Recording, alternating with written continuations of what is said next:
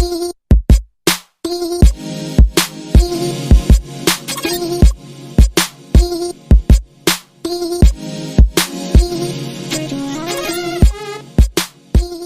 and welcome to another episode of the Arena Craft podcast, a show in which we discuss exclusively Magic the Gathering Arena. My name is Arjuna, I'm one of your hosts. I'm joined today by one of the world's premier experts on the lake effect. Inside joke, don't read too much in on it. It is Covert Go Blue. How are you doing today, my friend? Hi, today the lake effect is completely off the chain, and just keep ignoring the inside joke as I describe the lake effect, discuss the lake effect, and make people feel totally left out by not knowing what we mean by lake effect.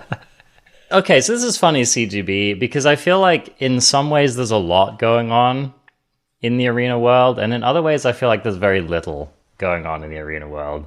And I don't know if that's just the experience of having a format solidify or kind of like not get shaken up a whole lot or what. It's hard for me to exactly put my finger on it, but we're definitely gonna talk about a number of different aspects of what we're seeing lately, and I think we're also gonna just cover some like higher level concepts today, just because there were things that came up that we've been thinking about lately.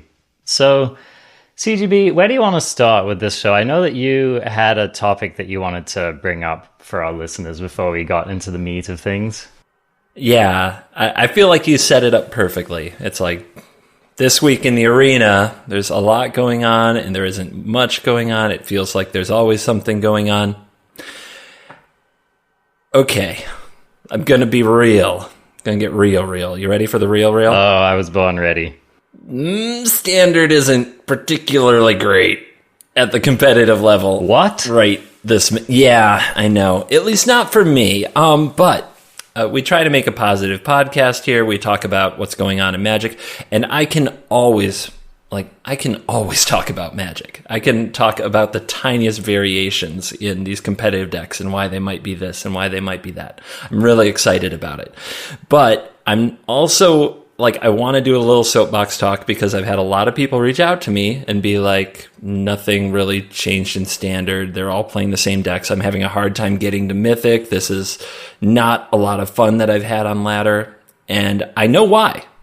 And a lot of people I don't think know why. So I wanted to share what I know. So we right now have Standard at the largest it's going to be in this particular block until rotation. In September, 4 sets are going to leave. Until that happens, it's 8-set Standard. Every set that gets introduced, most of the set is, bad. Most of the set is unplayable in competitive, and a small amount is. But when a set goes into a 4-set Standard, when it's the 5th set, like Eldraine was last year, and like Zendikar will be this year in the fall, a lot more of that set gets played, because it's a much bigger set. There's a lot more cards that are going to have an impact, that are going to have to fit into decks, because we lost 4 sets, we gained 1. So it's like you might see 20% of that set get played in Standard. And then the next set that comes in, you might see, I'm just throwing out numbers, but to give you an idea of the staircase effect, 15% of the set that comes out in January might get played. And then in next April, you might see more like 10% making an impact. Well, by the time you get to 8-set Standard and you get to these core sets, it's a really small impact. So not much of M21 is changing what's already broken about the format, which means that all of our new decks, all of our brews, the things that I like to do and the thing that most Magic players like to do, our pet decks, all those things, they're so much worse because people have already figured out all the good things. So unless you are in love with casting Explosion for 100 every chance you get, or unless you are completely in love with Hydroid Krasis and Nissa until, your opponent taps into submission, unless you love those things, you're probably struggling with current meta and ladder. And that's okay. I'm here to tell you, this isn't the worst time ever to take a break from ranked if you're just sick of playing the same things over and over. And Magic, you have to figure out how to have fun. I say this all the time, it's your job to have fun playing Magic. It's not your opponent's job to play a deck that will make you happy. It's your job to make sure that you're having fun playing Magic. So if you need a break from ranked or something like that, I totally understand. I want to tell the viewers, like, if you're struggling getting to Mythic because your deck isn't performing in this environment, that's normal. Like, 8-set standard is, it's tough to crack. There isn't a ton of variety. Last year, this time, if you remember, M20 actually introduced some new Tier 1 cards, which was pretty rare for a core set. We got Sorin for vampires. Remember, we got Field of the Dead and Scape Shift, right? Those were 2 Tier 1 decks for several months. And Kethis combo came out like right in the last month of 8-set standard, which surprised everybody. That was really unexpected. People still hated that format. Yeah. Like it actually did have churn and new Tier 1 strategies, and people were still sick of it. I remember, because I made content the whole time, and every week people were like, "Oh, it's so lame." And I also covered the MPL. They had the league, the MPL league last year, and I had to cover it for Tempo Storm. There were weeks where 7 out of 8 players played vampires. And then the next week, 7 out of 8 players played Kethis. Like, can you imagine covering those mirrors all day? Like having to write about every single match? I get it. 8-set standard is freaking broken. And this particular one, M21, didn't shake it. Not really. It just kind of made Bant better, is what I would say. And we'll get more into that. So if ranked ain't your thing, that's okay. I just wanted to let the people know. I have to let myself know this every now and then, because it's taking me a while to get to Mythic. Usually it's not this difficult, but I try to play a different deck every day to get to Mythic. That's freaking hard right now. So that's my soapbox. I just want to say that if you're having struggles with it and you're wondering what's wrong with this standard, like 8-set standard, it gets this way. I pretty much expect it to happen. I plan for it. I plan to take a lot more time outside this time of year, because I know I'm probably going to get a little tired of the meta at some point. Yeah, I think it's an important thing to get reminded of all the time. And I mean, it's a tough ask to make a game that's going to feel fresh and entertaining to every player every day of the year. So, I think that it's not that it's unreasonable to want your game to feel fun, but it's just that I think that there are inevitably going to be dips in various players' engagement, various dips in just the structure of the format and how it's set up. So I don't think that that's necessarily super radical. I like that you're focusing on, people having agency over their fun, right? People making their own decisions about how they want to engage with the game. And yeah, I think that if you want to be playing at the top tables every week in Magic, it's just, it's not going to be all fun and games all the time. And so we all have to choose which side of that we want to be on.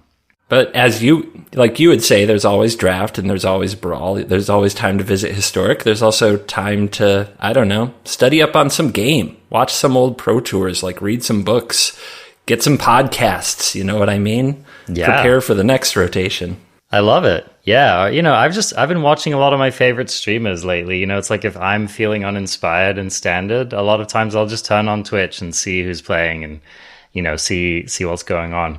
One of the things that this brings up for me, and it actually dovetails into a conversation that I wanted to have on the podcast, is that I think one of the reasons that standard is feeling so stale at the moment is that a lot of what M21 introduced were just cards that fit into existing archetypes.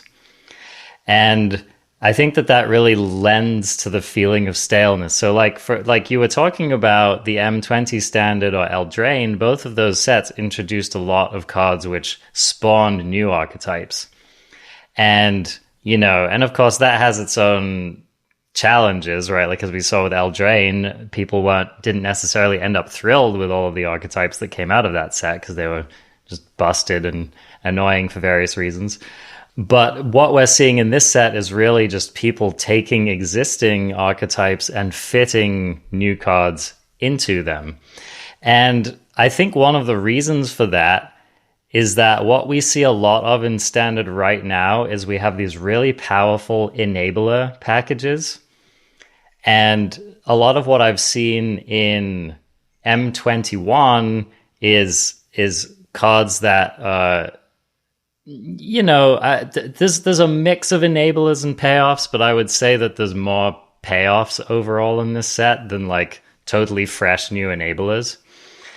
And so let me give you an example. Like one enabler package that we've just been seeing ever since it was introduced really is the cat oven package.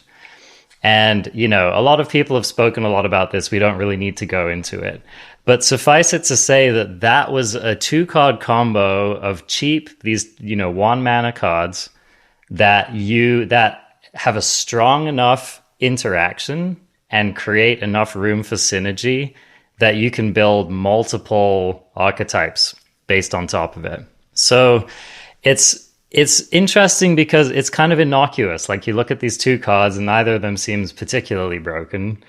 And maybe they're not even broken technically at all, but they're so good and they enable so many interactions that we're still playing them and we're still seeing them at the top of the tables. And let's talk about just some other kind of enablers. And this is kind of a soapbox for me is, a lot of people have been talking lately about Growth Spiral and how powerful of a card that is. And again, it's just kind of innocuous. You pay 2 mana, you draw a card, you can put an extra land into play if you want to. And it doesn't seem on the face of it to be the kind of a card that could just totally warp a format. But I think what these kind of enablers brings me to is like what's really important in Magic. I mean, there are a lot of things that are important in Magic, but I think if we look at a lot of the cards that get banned, restricted, and basically cause trouble in formats, one of the underlying threads is that cheap cards that enable busted strategies tend to get the axe first. So we'll give you a couple of examples. Faithless Looting was banned in Modern. That's a cheap card which lets you discard cards and draw cards.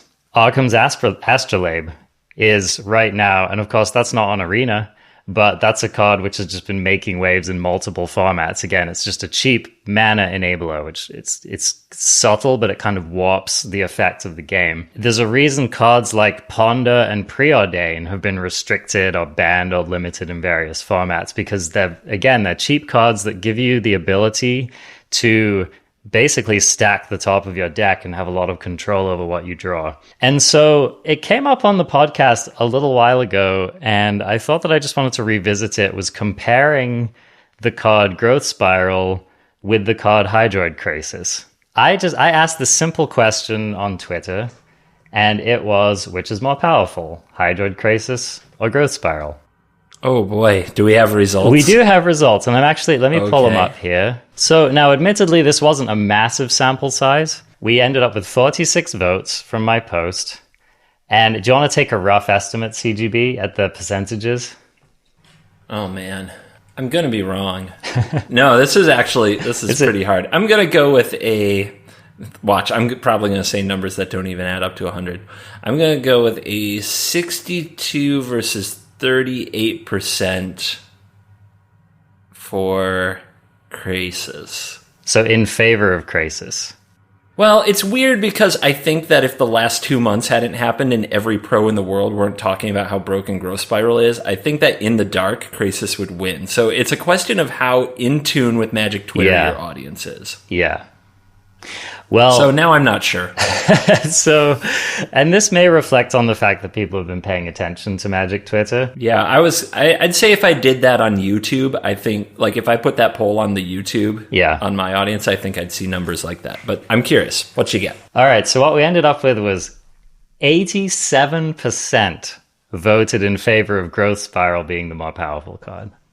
Yeah, so that leaves a sum total of 13% of people who thought that Hydroid Krasis was the stronger card. And I think that this is really interesting. And I think that if you were to line up the pros and ask them this question, they would probably unanimously pick Growth Spiral as the more powerful card. And I just think that this is interesting. And I think that it gives us room to get a little bit of education on what's actually strong in Magic. Because I think that we get so used to looking at payoffs as being what's strong in Magic. Like, you look at Ugin. I mean, Hydroid Krasis is a payoff.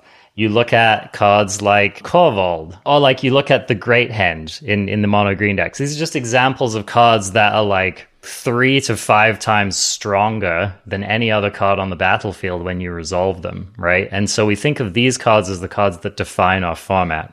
But I think what you actually tend to see defining formats when you really start to look at the decks, when you really start to piece it out and think about why decks tick and why decks get from one turn to another able to enact their game plans, it's because of cards like Growth Spiral.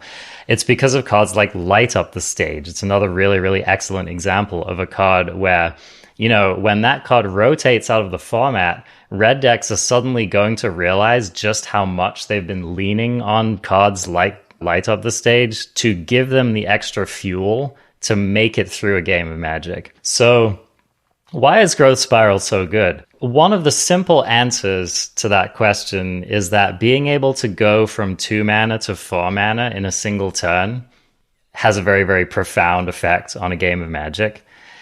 And I think that being able to do that multiple turns in the beginning of a game gets you to a place where, and I'm sure that we've all had this experience where you're playing against a Simic deck and you're playing, you know, Rakdos or something like that, and you have 3 lands on the battlefield and they have like 6 to 8 lands on the battlefield, and you're just looking across the table and you're thinking, how did we get there? And then be of all, like, how do I ever keep up? Like, how do I ever keep up with this mana advantage? And I think cards like Growth Spiral, cards like Fires of Invention, cards like Wilderness Reclamation, cards like Arkham's Astrolabe, these cards are cards that just give you more gas. It's like, imagine if you're you're running a race, you're doing like Formula One racing or something like that. And your race car has a 10-gallon gas tank, which is not realistic. I don't know what kind of gas tanks we're looking at. But let's say your car has a 10-gallon gas tank and your opponent's car has a 20-gallon gas tank. They're going to have more gas. They're going to have more to work with in every game. And so, you know, no matter how efficiently you race, no matter how good you are, no matter how tightly you take your turns, you could be the most talented race car driver ever. But if your opponent only has to stop for half the pit stops that you have to stop for over the course of a long race, they're just going to have such a massive advantage. And so this is why you and I talked so much on this show about card advantage is important in Magic, but mana advantage and tempo advantage have really predominated our standard format, because if you're able to get to 6 mana while your opponent's still on 3 or 4 mana, you just have such a greater ability to affect the game. And I think that that's why we see so many decks in the current meta, like Wreck, for example, Wilderness Wreck, and Bant, 2 of the top decks, are able to enact their game plans because they're able to go from 2 lands to 4 lands so consistently and get their high impact permanents out. And you could remove Krasis from those lists and people would hardly bat an eyelid. You know, they'd be like, oh, well, I'll just play something else. I'll just play 4 mana Teferi. I'll just play some other card that gets me card advantage. It wouldn't gut the archetype. Whereas if you remove Growth Spiral from any of these Bant lists or any of these Team of Wreck lists, you're working with a whole different outlay on how they're going to get from the early stage to the mid stage to actually enact their game plan. Because, you know, they're not playing like 1 mana blockers, you know what I mean? They're not even playing that many removal spells, right? And so for them to be able to bridge that gap between the early game to the mid game, they would be lacking a massive part of the equation. So anyway, I don't know. I've spouted off a bunch here, but I wonder if you have any thoughts to help us understand this concept. So I have a number, and I think this is really interesting. So a few things about Growth Spiral. First of all, you might compare it to a card called Explore. So Explorer is an old Magic card, and Explorer is a sorcery for 1 and a green that lets you play an additional land this turn and draw a card. Sounds very familiar.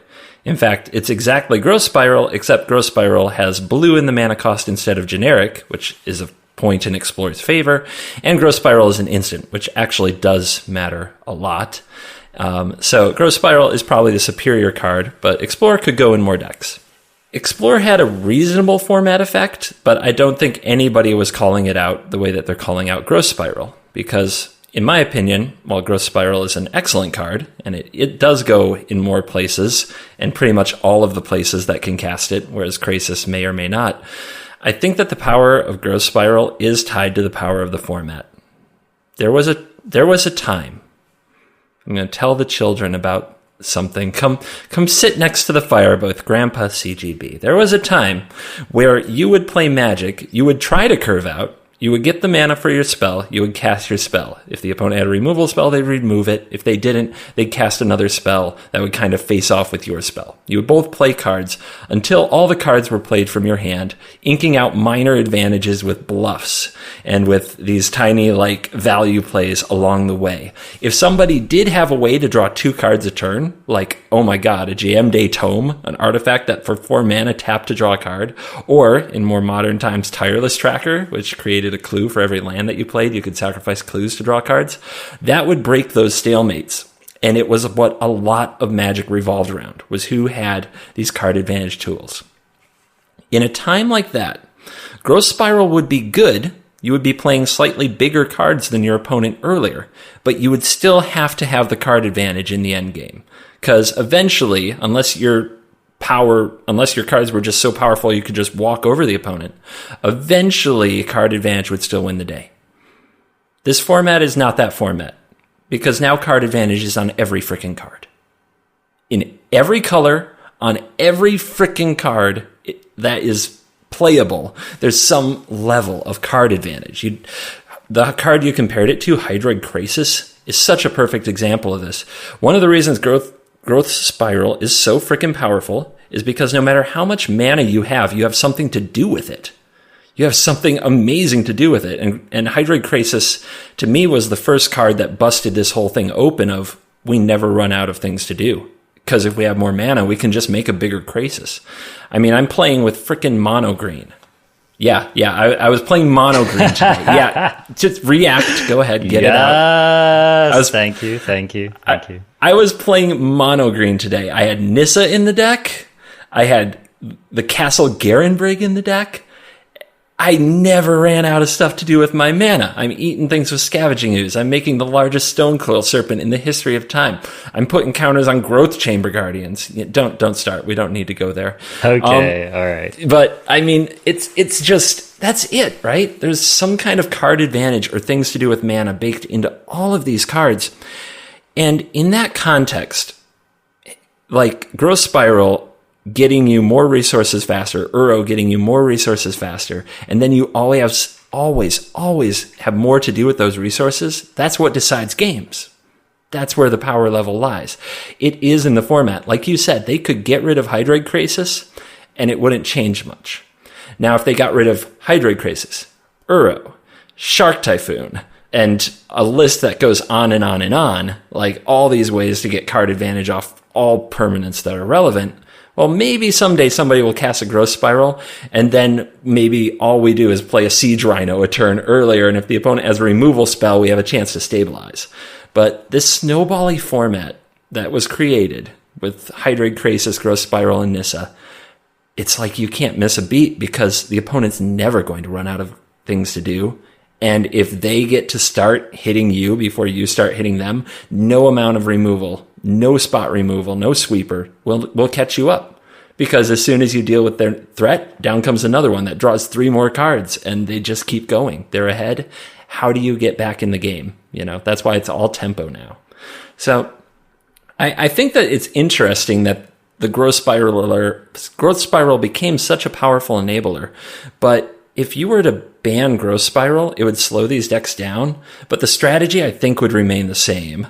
They just have to actually survive the early turns honestly, which right now they don't even bother. They just pretend the early turns don't exist because they can ramp right through them at no cost. Growth Spiral replaces itself. They're not down a card. If they get swept, you can't interact with Growth Spiral with anything short of a counter spell. You can't even do that if they put Teferi on the board. That's what Growth Spiral is. It's this way directly through the early game to this mid-late game where they never run out of gas. Yep. And I just think that more than anything, and more than focusing on the one specific card, what I want people to take away from this conversation is that when you look at a deck list and you notice which cards stand out to you, it's very possible that the cards that are kind of like, oh, that's interesting, or oh, that seems powerful, it's very possible those cards aren't actually the cards that are making the deck tick. Oh my god, CGB, it has Sublime Epiphany. CGB, Sublime Epiphany's in the deck, CGB. Oh yeah, it's a 4 Growth Spiral deck. It doesn't matter what the 6 mana play is. That's it.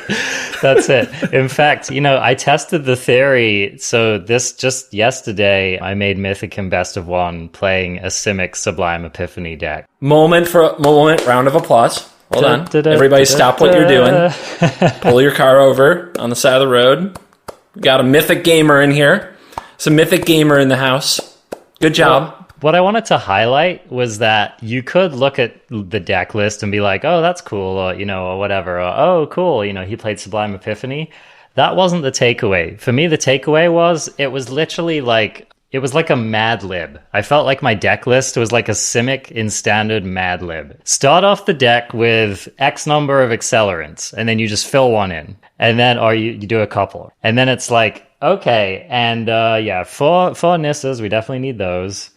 And okay, and then just insert like some other card advantageous Planeswalker. Okay, I guess I'll choose my Teferi for. Okay, that sounds good. Give me a little top end. All right, that's going to be 2 Elder Gorgoroths and 2 Sublime Epiphanies. Oh, and let's just throw in an Ugin. And the point I'm making was that I just felt like I could have literally put anything in that deck. It doesn't even matter. Literal Simic trade binder. It literally, it's just like, I just look through all your green and blue rares and just decide like at each mana cost, like, oh yeah, that's standard playable. I saw that in a top 8 deck. All right, put it in. All right, yeah. Oh yeah, I saw, that one looks good too. Yeah, every rare in Mythic has card advantage, is powerful, keeps you gassed. Yeah, every single one. It just didn't matter, I was like, sure, Brazen Borrower, love this card. It's great. It's always great. There's no matchup in which that card doesn't do something relevant. Sure, let's play it. And so, cool, I made Mythic. But to be honest, I just kind of felt a little dirty doing it. You know what I mean? Like, I just... it was like, he says that like he's a naughty... Like he's like he's a little naughty. Yeah. I may have walked down the back alley for about 5 minutes, but now I'm back here, just good wholesome Magic player. I was playing these games and it didn't feel fair, you know what I mean? I didn't fully feel like I'd earned the wins. And so I don't know. Everyone knows how strong Simic is as a combination at the moment, but I just think that it gives you an idea of what's possible. And you just, you can't necessarily do that in any of these other color combinations. You have to really get your edges in your deck list. So you have to work for it. You do. You have to actually employ some artistry in the craft of your deck. Yeah, from a blue-white or Esper mage to a mono-green mage, at least we work for it, unlike these dirty Simic rampers. Just pick a splash color, right? Just any one. One of the other 3 colors. Toss it in there. It's going to be fine. You have cards available to you that are going to win you the game. It's going to be fine. The Growth Spiral Hydroid Krasis combo is a pretty interesting one about which card is better. I think that the term powerful is a little misleading because I would say 100% it's like Krasis has the higher power level, but as far as like actually enabling your deck, there's no doubt that Growth Spiral is a million times better. Without mana, Krasis is a baby, doesn't do much. Now, I got berated on the Spike subreddit for trying to make that same distinction. I was saying that there's a difference between like raw power level and applied power level. That's why I don't go to Reddit. They would berate me for anything, any opinion I have. Well, that was it. And I was saying like, okay, yeah, Ugin is a much more powerful card than Robber of the Rich. But if Robber of the Rich kills you before you can resolve Ugin, then Robber of the Rich was, in that game, the more powerful card. This is one of the things that bothers me sometimes about these like ultra technical Magic discussions is that I think like anyone can see that there are two different kinds of power being compared there. Yes, that is 100% right. Yeah, and so I just think that it's important to keep that distinction, because you can say mono red is the most powerful deck in the format if it wins the most, but no one's going to say, like if you look at the Simic deck, no one's going to say that the average card in the red deck is comparable in power to the average card in the Simic deck. You know, there's just no card in the red deck that's going to be as strong on its own on the board as an Ugin. There's no card in the red deck that's going to be as strong on its own as a Nissa. So anyway, these are the different metrics that we use to measure the power level of a format. So I think that ultimately Krasis and Growth Spiral have very different kinds of power, and I think that where you get a successful deck is you get these cards with different kinds of power level, which add together to make a cohesive whole that enacts the plan. And hopefully your plan is a better plan than more than 50% of your opponent's plan, so you can actually get ahead with your win rate. The real power is taking the cards that have different types of power and putting them together, aka Mighty Morphin Power Rangers. Power or Voltron for the boomers, you know? Love it. Love it. All right, well, I think that we've spent enough time talking about Magic theory for one episode. Let's just check in on the format a little bit. So, as we were saying, there hasn't been an incredible amount of switch up or churn at the top tables. As far as I know, there aren't any super exciting new archetypes on the ladder. This is a trap. You are setting a trap, because only one thing is different between last week really? and this week.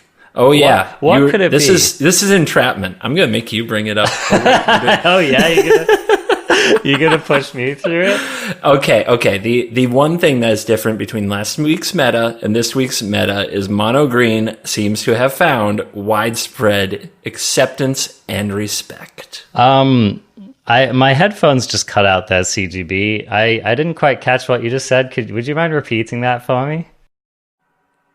No. He's like, Never. One and done, baby. One and done, baby. Okay. You'll get the audio file later. The audience knows what I said. So, was it Croakies? I think that it honestly started with, like, the first place where I really felt like they were seriously talking about the value of mono green and its place in the meta was, I heard it on Bash Bros podcast with Corey Baumeister talking about it, and Brad Nelson basically buying in and being like, yeah, I guess I can buy that. I believe that. And then the next thing I knew, I saw Croakies playing it. I think that was like Wednesday, something midweek. Had a huge run. Guy got to number 4 Mythic, went like something like 20-4, some absurd number playing the deck. Willie Adel was somebody who posted, I think, the initial list on Twitter after doing well in a qualifier the weekend before. And yeah, now everybody is on mono green like it's the hotness. Like it is just the new hotness. Is mono green tier 1 is the clickbaitiest thing to say on Twitter this week. And I wonder who asked that question on last week's podcast. Yeah, you were ahead of it, but it's also one of those broken clock is right twice a day metaphors. Okay. All right. If you say it every week, but hey, I'm totally fine with you taking a victory lap. I want you to have fun because it probably won't, it only happens once or twice a year. Don't get used to it, Arjuna. Don't get used to it. Well, to be fair, this you weren't going to rub it in my face too much, but I thought it would be wrong if we didn't talk about it on the podcast because you have earned it with your steadfast devotion to green. Yeah, my mono green devotion deck. Well, I just, and I'm looking at the day one results from the latest Red Bull Untapped tournament, the Russia one. And I'm seeing 6th place mono green aggro and then 10th and 11th place mono green aggro. So the list is continuing to just put up some consistent results. Now, obviously, we don't have like a top 8 yet. But yeah, we're seeing this deck in the top 8s, in top 10s. Whereas, I keep going down the list, and we don't get to, a Rakdos sacrifice until 13th. All right, hold on. We're going to play a game with this. All right. We're going to play a game with this on the fly. you do not get to like waver on this. So you don't get to like explain all your choices too much. You got to give me one word answers. Okay. All right. And then you can reflect on it. Like I might say why. If I say why, you can reflect on it. But otherwise, I want a one word answer. Okay. Can you handle that? This might be the hardest thing I've ever asked you to do in your life. All right. Okay, get ready. Get ready. Pump myself up, drink a little Red Bull. All right, here we go. Primal Might, or Ram Through?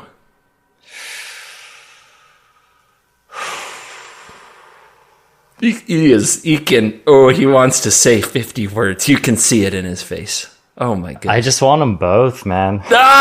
He didn't make it through one. He didn't make it through one.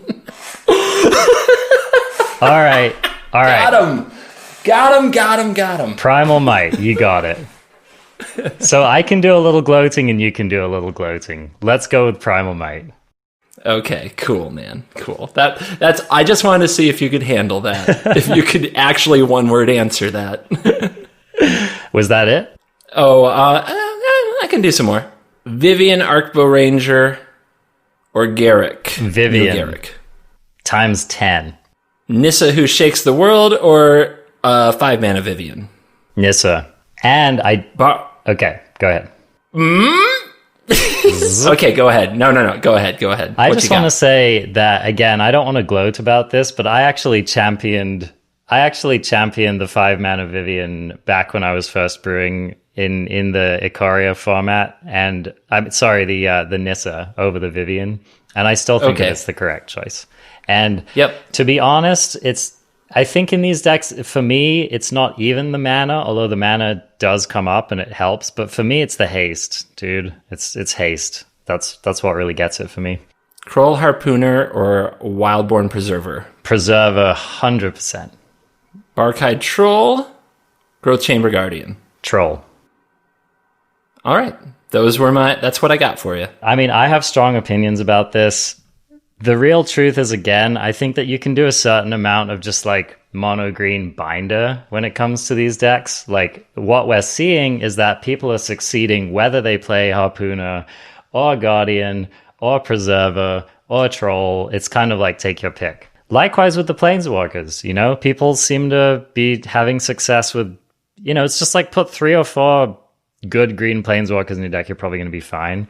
I would probably say that the 5-mana Vivian is the weakest of the choices, so I might avoid that one. And it also seems like in the wake of Yori and Luca not really being a deck anymore, the 3-mana Vivian, is it Champion of the Wild, has basically been deprecated. She's not super relevant anymore, so I would skip that one. But you can play 4-mana Vivian, Nissa, Garrick. Basically, it's your heart's content. Is that, are we good? Mono green corner achieved? I think it's achieved. I think we can just all accept that mono green is a top tier deck in the format, and we can all sleep well at night knowing that. All right. Feels good, man. Feels good. The guy is glowing. Like if you could see this, if we had viewers for this podcast, he is just radiating right now. Oh, I love it. I love it. It's one of my deepest pleasures on this podcast has been like picking out these edge case decks and then seeing them make the ascension. It was so satisfying to watch Aaron Gertler take down that format with his Teamer Adventure deck after I'd been championing it for months. Mm-hmm. It's one of the satisfying things in Magic, I think, is like identifying an underdog and then just believing in it and watching it do the rise, I agree. Like, it's been really inspiring to me to watch cards that are blue and white, mostly named Teferi, just slowly, surely, with plenty of time on their side, take over formats, create tilt and shame scoops. It's so fun, to identify a card nobody else thinks is good, and then it turns out that it is good and people hate it.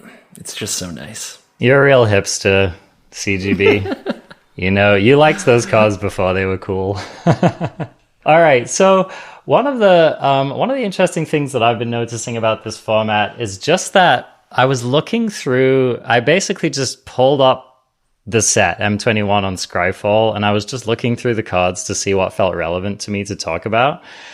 And I scrolled through the entire red section, and I basically couldn't pick a single card from M21 in red that I felt like had made a really sizable impact on the standard format. Yep. Are there any that are in your mind whatsoever? Like, am I missing anything, CGB? You're not missing anything. There's a couple of memers, you know.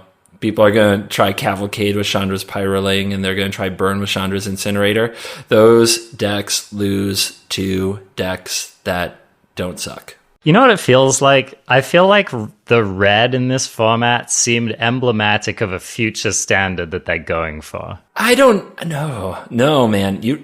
Okay, I want you to finish your thought, but right away, my first instinct is that this red is bad red, but go on. I think I know what you're going to say. Well, I'm not saying that they called it correctly, but when I look at all of these cards in this red set, especially for standard, it just looks like they're attacking on certain axes that clearly Wizards thinks should be good or maybe will be good. And certainly if they give enough support to the archetypes, they will eventually be good.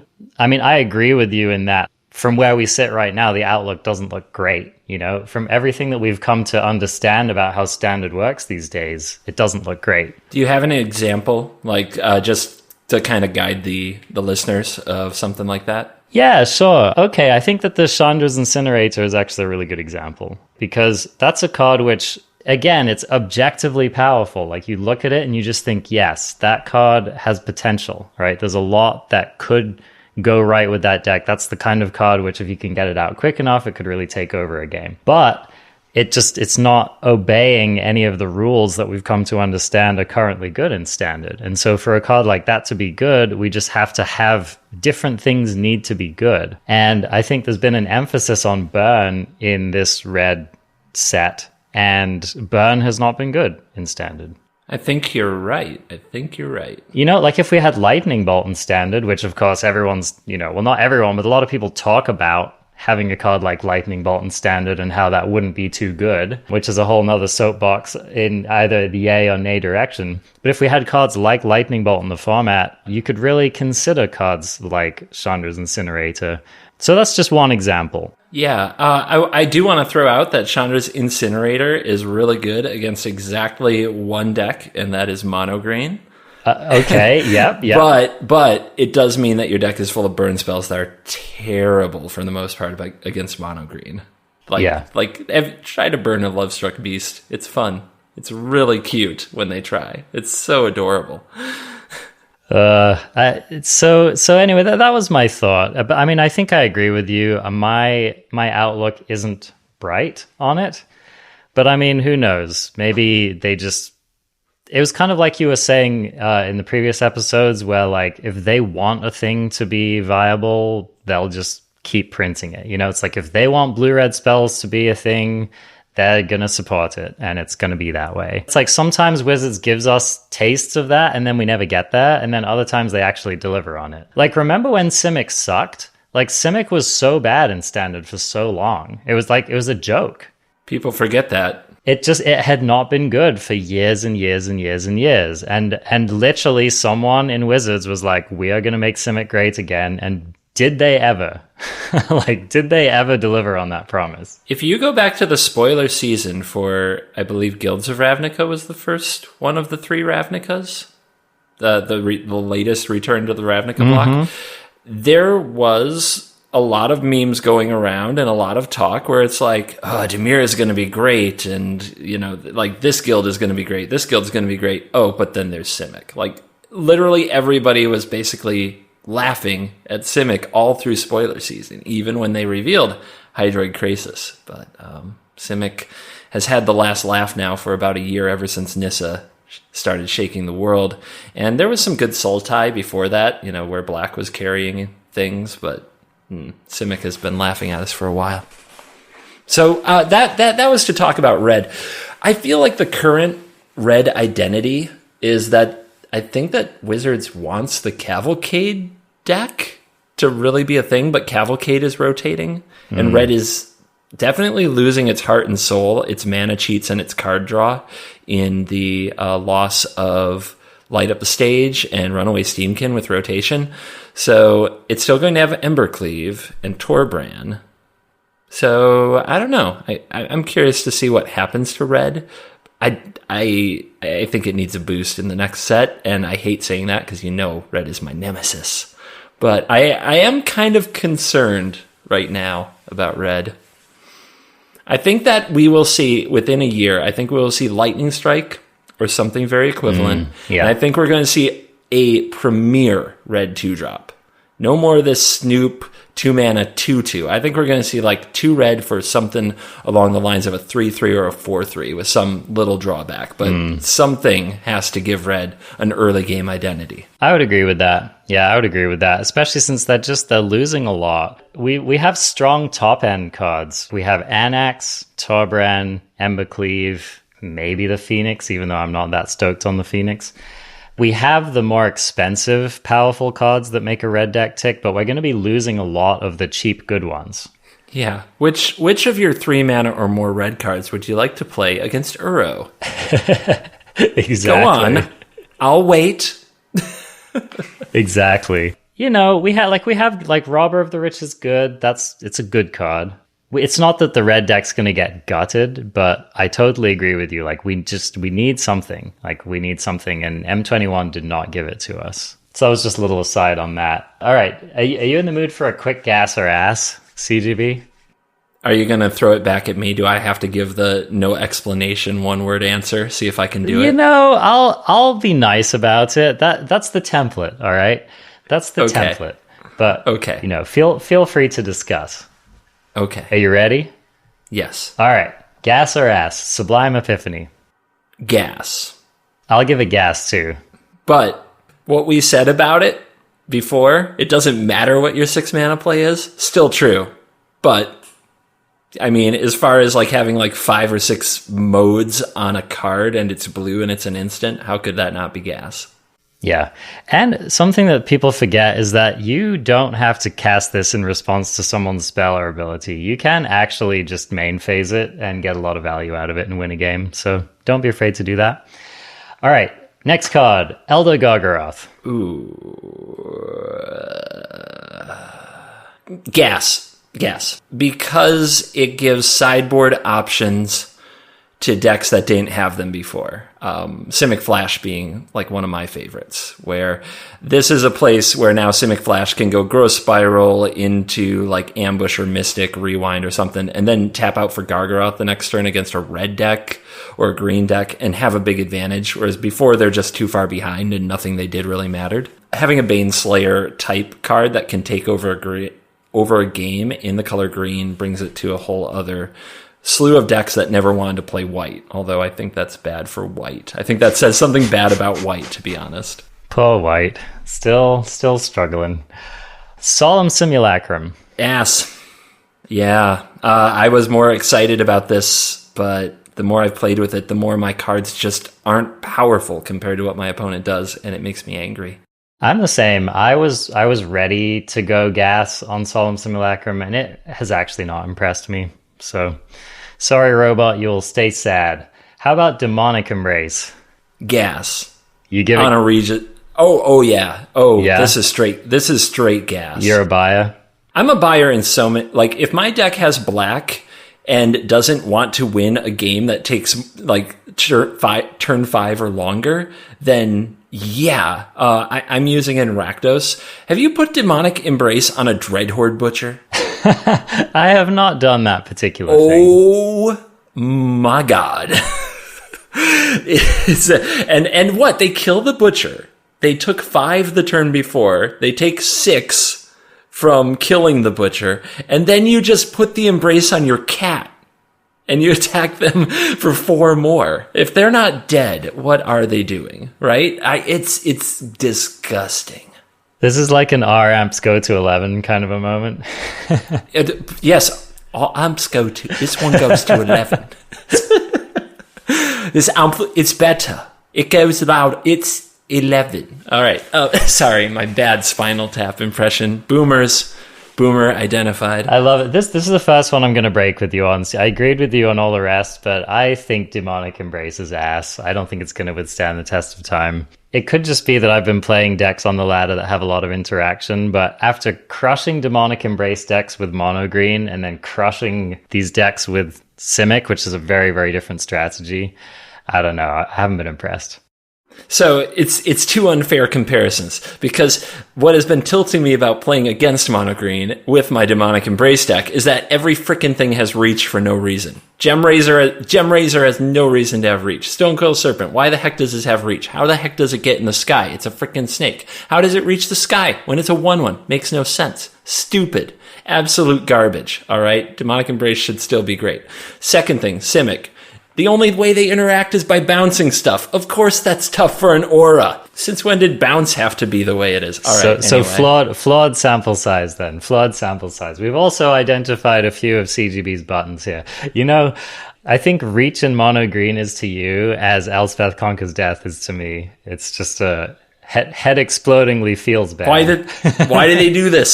Stupid. Why do we have to wait? It's just stupid. This? Why have flying on cards if they can just be blocked by big ground idiots? Why? No point. I need stratospheric flying. I need double flying so I can fly over the creatures that shouldn't be able to reach my flyers anyway. I should be able to put Demonic Embrace on a creature with a Demonic Embrace so that now that there are two demons hugging it, it should be able to go over these stupid snakes on the ground. That make no sense. So now we have to count flying, right? So anything, like the thing with the most flying gets through, right? Is that how it works? Okay, yeah, love it. Same with trample. yeah, super trample. All right, let's keep it moving along here. Eliminate. Ass. I'm with you. Spot removal's still bad. Yeah. It's still bad. And the 3-mana planeswalkers that you would target all gain value the second they play them, so you're fighting a losing battle. Yeah. It's not good. With you. How about Archfiend's Vessel? Ass. Me too. I have seen plenty of opponents cast this card against me, never once lost to it. Yeah, I have not lost to the demon that I can remember, and the setup is not worth it. Agreed. How about Lofty Denial? Gas. I actually think the blue-white and the mono-blue kind of tempo decks might be reasonable best of one decks. As soon as mono red isn't 30% of the meta and Cat Oven, those two combined for 30-some% of the best of one meta, if they were a bit lower and you actually had to play a lot of tempo games in best of one, those decks would be pretty good. And Lofty Denial's easily the best addition that has been added. The sure kind of almost for sure counter spell. It can go with pretty much any flyer, turns it on. There is some nasty counterplay where it's they cast Lofty Denial and you have 3 mana open and you use 2 of it to bounce their flyer and 1 to pay for it. Oh, I've done that to people. That's a nice one. It's a nice one. And it might actually be a reason to bring in spot removal against these decks or just more interaction because it's such a blowout when you get to do that.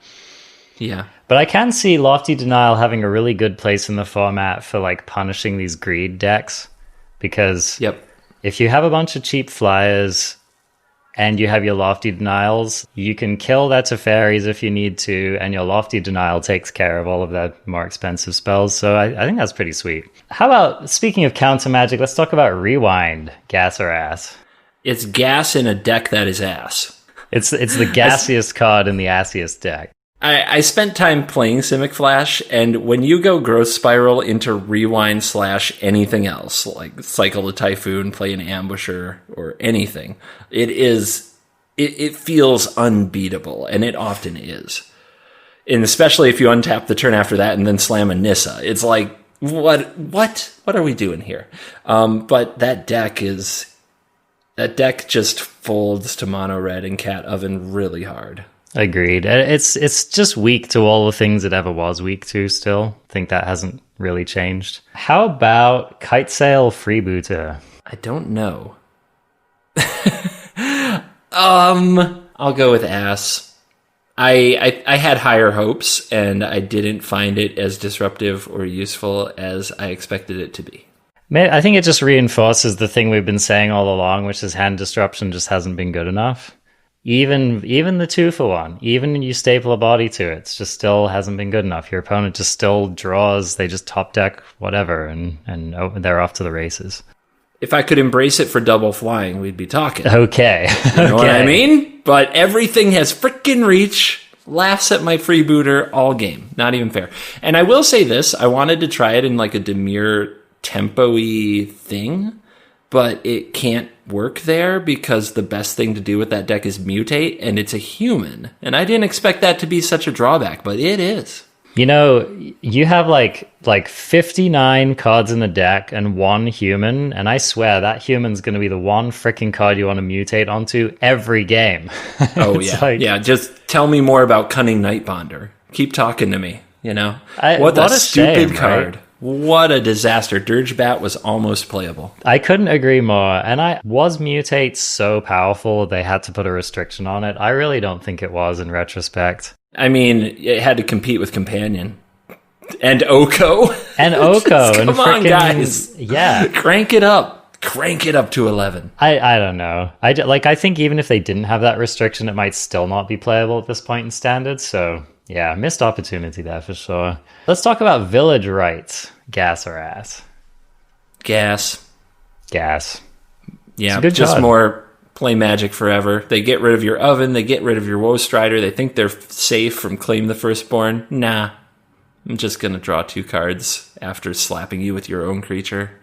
And I've been impressed with this card. Initially, I was just sacrificing the first thing I could, but it's not a huge price to leave mana available and just wait for something bad to be about to happen to your creatures, because they have to respect them. They can't let Priest and Mayhem Devil sit there. They will die to those cards, so they have to do something to them. And usually, it's just 1 black, draw 2 cards if they were going to kill your creature anyway. Yeah, it's a massive tempo swing. Claim your creature, Village Rites it. That's like a 2-mana play that just generates an insane amount of card and tempo advantage. So you probably need over 25 creatures to run 4.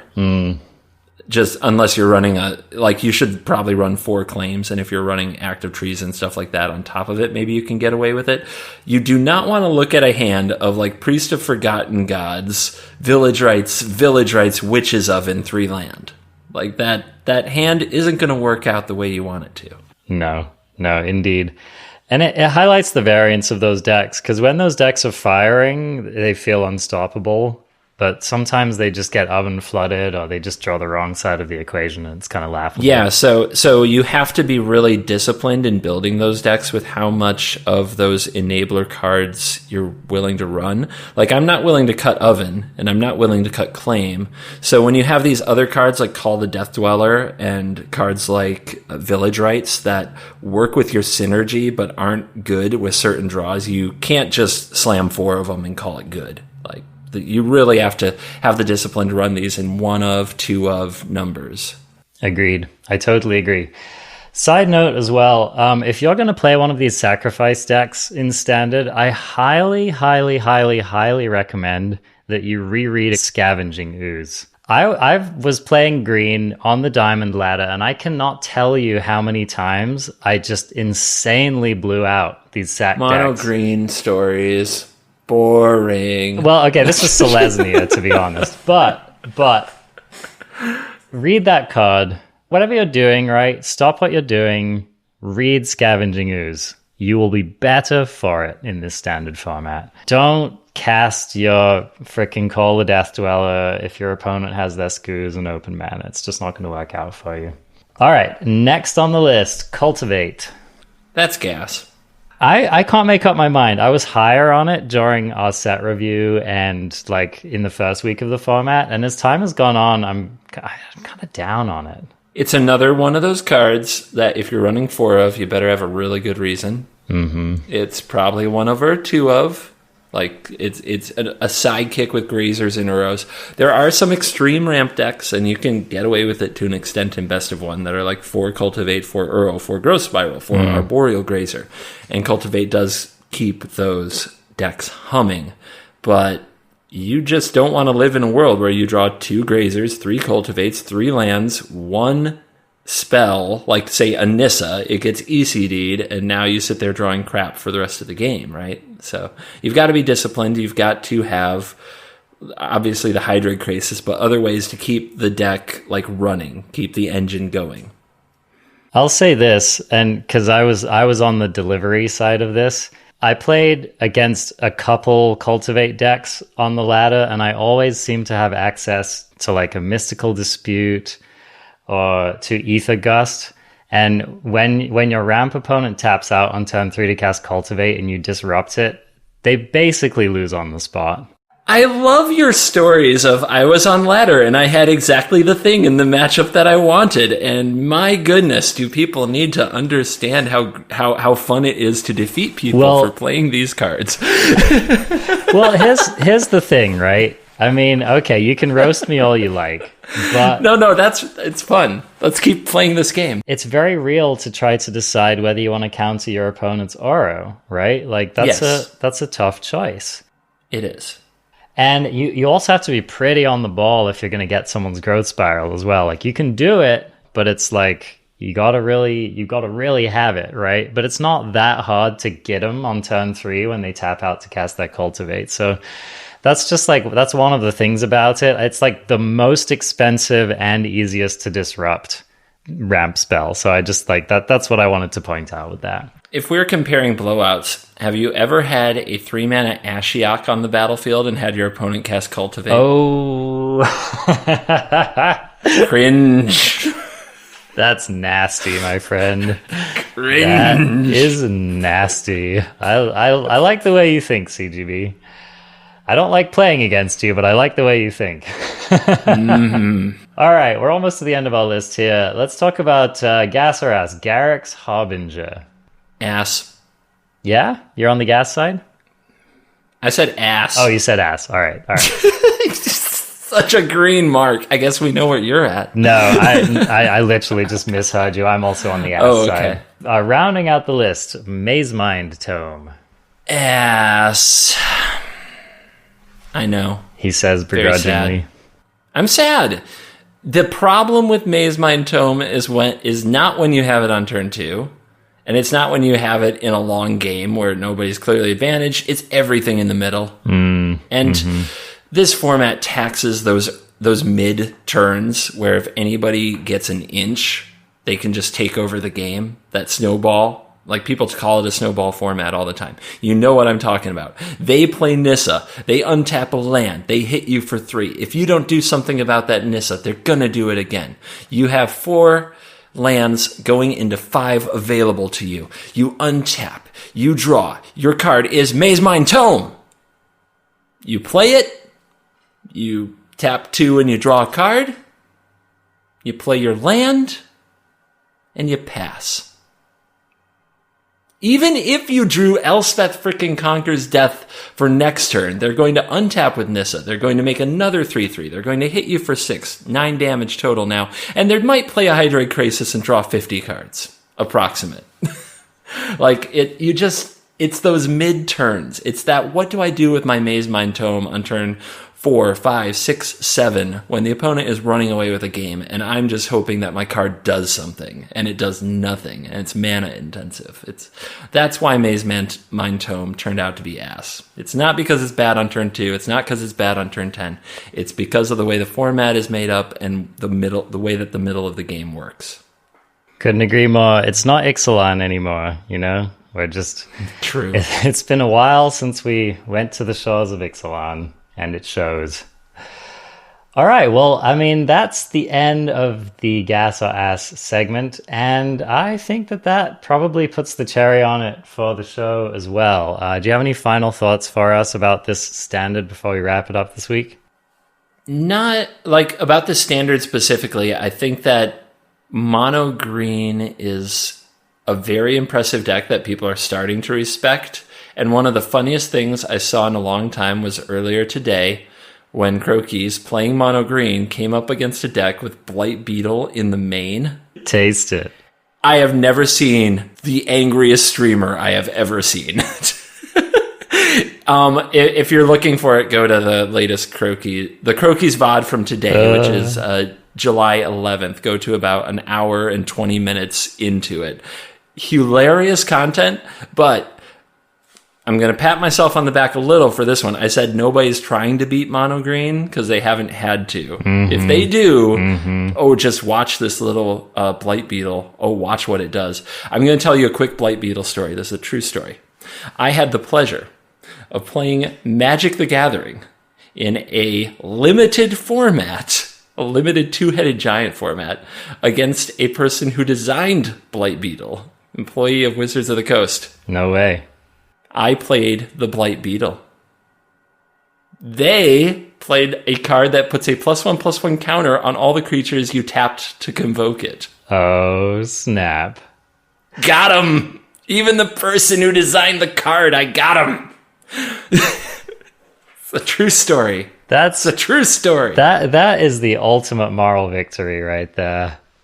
There's the ultimate moral victory, proving that even the gods at Wizard of the Coast are sometimes mere mortals. With that wonderful story, let's call this episode a wrap. Thanks for joining us for another episode of the Arena Craft Podcast. You can find us on all of your favorite podcatchers. I highly recommend that you subscribe. You can listen to us on Spotify as well. And it's actually YouTube videos go out every week with the same audio. So if you prefer that format, you can catch us there. As well, you can catch CGB on his stream on Twitch every Monday through Thursday at 4 p.m. Eastern Time. You can also catch me sporadically streaming on Twitch if you would like to see that. And I even made an experiment and released a short video of one of my games on the YouTube channel recently. And I think I'm going to try to start doing a little bit more of that to just make a little extra video content. Were you content. playing like some Esper Control, or were you playing like maybe some Mono Red? It wasn't in that part of the color pie, I must say. What deck? If you're going to make a YouTube video, like what deck you play? So this is hilarious because I called this the mono green mirror match, but mirror was in quotes because I was actually playing Selesnya.